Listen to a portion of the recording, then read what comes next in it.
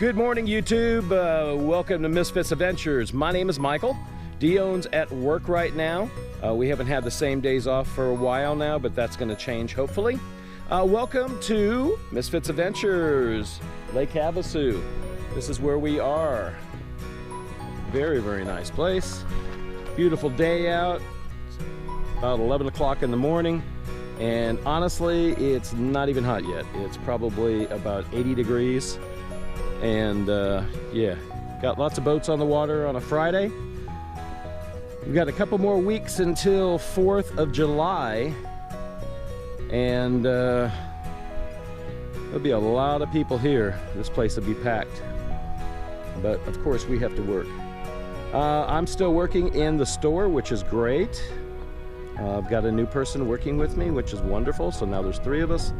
Dione is working in the kitchen, and there's only 2 of them in there. So they're looking for people, which is good. Hopefully we can find it before 4th of July. But as you can see, here's our little marina down here.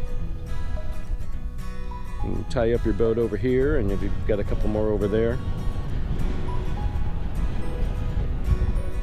Hopefully you can hear me because the wind is blowing right now. I do have the little cat thing over the microphone, but I don't know how that helps with this microphone very well.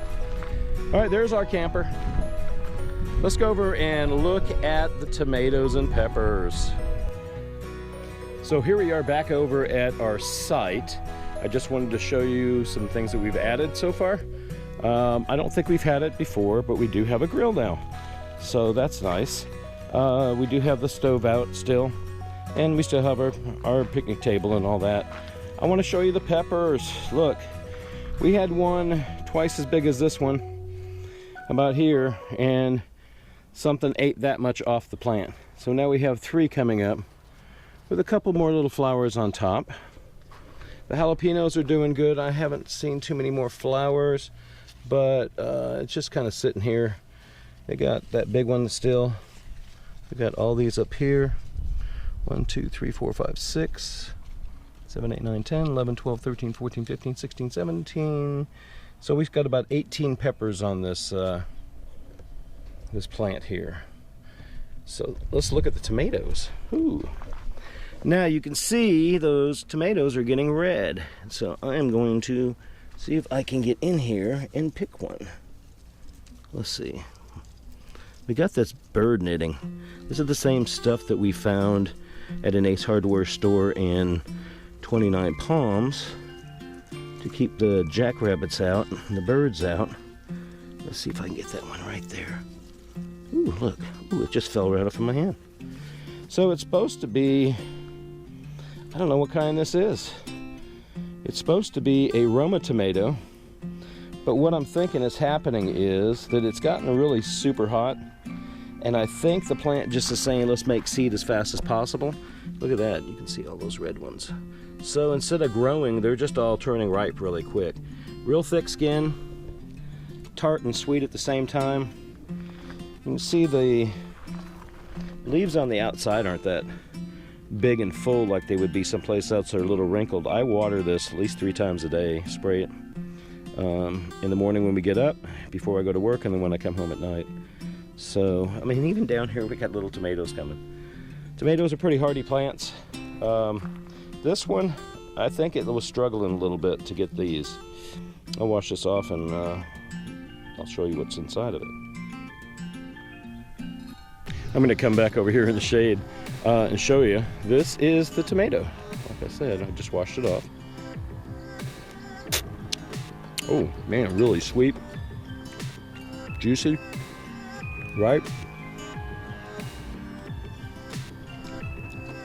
That's really a good tomato. I mean, it's little, but I guess it's in between a grape and something else.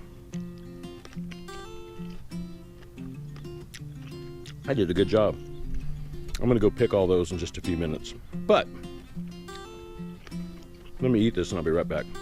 All right, that was really, really good. A lot sweeter than I thought it was gonna be.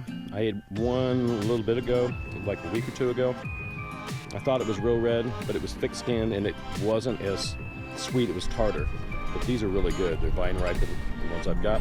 I'm gonna bring them in the house. We can put them in a salad or put them in tacos or something like that today. Well, what I wanted to tell you, this fix that I made was for the air conditioner, or take that back, not the air conditioner, you already saw that one, for the refrigerator. In this temperature, refrigerators and campers don't really work all that well. They get overheated inside. They're either run by propane or they're run by 120 volts, 150 volts, whatever, 110 volts of power. So your regular AC power. I'd like to do propane. We tried it for about a day and it wasn't cooling that well. I still have to, we've kind of sunk and listed. I don't know if you can see. I got the truck in the way. But honestly, we're lower on this side, so the camper's like this a little bit all the way across. All of our heavy tanks are on the back side, so that's why we do that. So I'm gonna go and probably jack everything up, hitch it back up. I'm gonna roll it over some 2x6s and then just straighten it out, and so we can be level. Once I'm level, then I can turn the gas on for the refrigerator and not the electric, and it actually works better, they say, than the electric one does. So it makes sense to me, because with the gas, you're just taking the gas fire and you're igniting the ammonia or whatever is inside to excite it, to get it into a gas. I guess that's how that works. And if where the little tank is, where the tank is that holds it, if the flame is way over here, or it's way over here because you're not center of gravity and you're not level, then obviously it's not going to work. So we turn back on the electric. I can't do this by myself, and our hours are really wanky right now.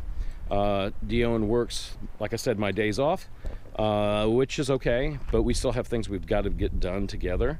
And a lot of the videos right now are going to be coming out a little bit slower than they were when we got here. I had some stored up, and I edited those and put those out little by little. So I want to show you what I did to the refrigerator, and I'm going to go to the other side of the camper and show you. Okay, I'll meet you there. All right, now we're on the other side of the camper. This is the back side. This is where the couch is, and that's where the air conditioner comes out. I think we showed you that before. This is my little bedroom window, but it comes out like this one. Too hot to open now, but in the wintertime we do. Our kitchen window there, and then our stove is right here. Our sink is right here, and our refrigerator is right here. So I'm going to open this up by taking these screws here, putting them that way. Well, they're not screws, they're little plastic hanger things. And I'm going to open this up for us. All right, by the magic of television, I went ahead and took this off, opened it up. It's just hanging here. This is the drain, like every refrigerator has. It's for condensation on the inside. It goes to a tray, the tray comes through here, and it goes out the tube and drips out. So that's what it has to have. This part of it over here is the gas and the igniter, and this is what will excite the refrigerant in it to make it into the gas and all that stuff. The electric part of it is in here, and you can see there's a plug right there. So what I did was, everybody was talking about heat and how much heat is in there, and you want to really get that heat out. Well, the heat, that's the vent coming in. It's being pulled up, and then there's, I don't know if you can see it, there's a nice vent cap over there, and that is for the refrigerator. So to cool this down, I looked at a bunch of videos, and I did see a couple guys, and this is what they did. They took these 200 millimeter fans, which I thought were actually too big and I was going to send them back, but they're really not. I put those in. This direction, it's going up this way, so it's sucking in. And it's got these LED lights that are pretty cool, so it glows at night, which I'll show you in just a few minutes after I show this to you. And then, yeah, so I wired it, and I put it here for the ground and right in here for the 12 volts, so here and here. And this is the refrigerator we have. It's a Dometic. Model number is DM2652LBX. And that is our Dometic refrigerator. Okay, so anyways, these fans are supposed to cool it. They will cool it. They will bring in the air, and then it will go up to the top and out the flue. So that's what I did. I spent, too much money. These fans were like 20 bucks a piece. Didn't have any wire. I didn't have any of the ties and the connectors and all that stuff, so I went and ordered that. And I did order some other things too, so it probably cost me about $70 to do this. And I don't think that's bad to keep a refrigerator working. So, and to keep it nice and cold in there. You don't want to boil out the refrigerant, the ammonia or whatever they use. So that's what they say. So here it goes, man. That is what I did. I recommend it, and everybody else said the same thing. The only other thing you can do for this one, because it's so tight quarters, I was going to take them and move these up this way a little bit, so when it's in there, it actually pulls in the air and shoots it up. But there's not enough room to do that, really. So I'm hoping for the best. They do make one that's about $80. I don't know if it will fit, but it goes up there on the cap. The sun is right there, sorry guys. I'll do it at this angle. You can see up there, this one here, it fits inside of a kind of a tray where the flue goes up. It's kind of a rectangle, a long rectangle, and it is 2 fans, and it goes in, and then it actually has the wires coming down already, so you can hook it up down here. But it also has a sensor, and it will turn on and off when needed. So that is a little bit different. This one, I didn't want it to be on all the time, and I don't want to have to open up this cover very much, because then you end up breaking covers and doing that sort of thing. So I'll show you what I did. Let me shut this up and I'll show you. All right, now we'll take these again and we'll twist them the opposite direction till they lock. There we go. And now that's safe and secure on there, okay? You could kind of see the LED lights coming through here right now a little bit, even though it's daytime. Okay, this little thing right here, I put in an inline switch. So I push that button whenever I don't want it, and it stays off. But I want it on, so I'm gonna leave it on. Sounds pretty good? Yeah. So that's my fix, okay? All right, everybody. I'm gonna show you the lights on the refrigerator next and show you that. The back panel that we just went into. It's got those blue lights, and I'll show you how that works late at night. And let's see what else. Yeah, I got a little clip that I wanted to show you from the library. And it kind of was a little bit of a windy day last week, and when I uploaded.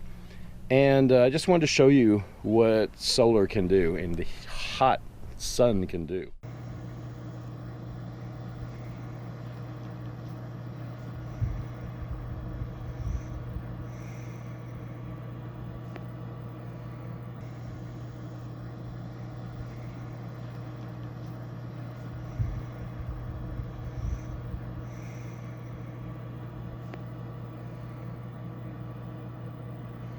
I am at the library. I just got through downloading our last video, and I wanted you to see what they do here. Excuse me for walking way over here. But as you can see, this is parking for people. And you see all those solar panels on the top.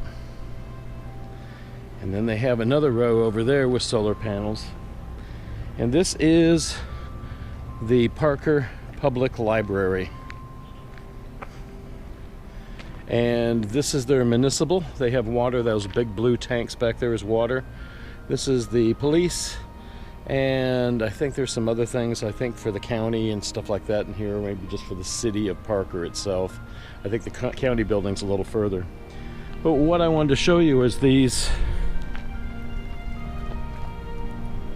You can see them. Pretty cool. I don't know how much it produces, but it runs these 2 buildings here. So that's pretty cool. I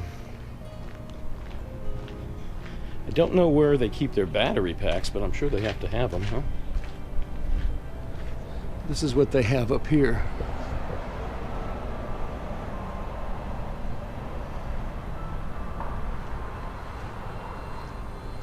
And you can hear it. The voltage just pumping through there. On a nice hot day like today, which is, oh, let's see, it's only I think 108 or 9, so it's not that bad. But yeah, this is the library where I've been going. It's really nice inside. They have different sections. They have a youth section. They have a toddler section for elementary school kids. They have an adult section.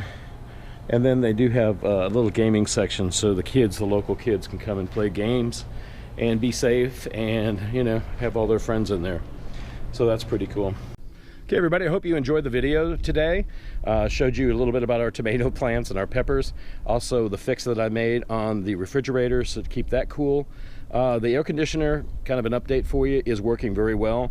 Although we can't have them on at the same time, it will draw too much amps. But I've learned some things from people around here, especially the owner, who told me how to run it and more efficiently so it'll keep the camper cool, which will keep Max cool. And I wanted to tell you something else before we go. Dione got off work on Monday or Tuesday and was going to do laundry so she won't have to do it on her days off, and it's cooler at night. So it was about 6 o'clock at night. She had 2 bags in her hand of laundry, and Max always wants to go wherever she goes. So Max was right behind her and she didn't know it. As soon as Dione opened the door, there was 2 donkeys, or actually a bunch of donkeys, right here in our campsite. Hopefully they didn't get the tomatoes, which they didn't, or the bell peppers. But ooh, that was a bug flew in my ear. Woo. Okay, so Max jumped out the door, ran through there. Now they just cut all these tree limbs down. You can see where the tree branches have been cut, and they were laying all across here, and they have stickers on them. I ran around that way, which he did. We both went through the bushes. I had my shoes on, thankfully. I went all the way down. Oh, I don't know how far. You can't probably see it. All the way down, almost to that big building over there. I was running. Max was far, far ahead of me. But yeah, he chased the burros. There was probably 7 or 8, I don't even know exactly. He chased them all the way over there to the gate. I was almost to where the rocks are over there. Well, the burros went that way. All of a sudden, the black burro that I was telling you about in that one video that we made, lots of jackasses. Well, that one, he is the male, and he's the black one. He decided he wasn't going to take Max and run him off. So he turned around and started chasing Max. He kicked, and I didn't think he hit Max, but he did hit Max. Max, he didn't hit him really hard, I guess, on the back leg, but it's kind of black and blue down there. He's not hurt. He doesn't, when you touch it, he doesn't cry or anything. He's got scratches from going through these tree limbs that they cut down. They've got little pointy spikes on them, so that hurt him too. But literally, it turned around to where he was chasing the burro was chasing Max, and that's not good because that burro could kill Max. So we were very lucky this time.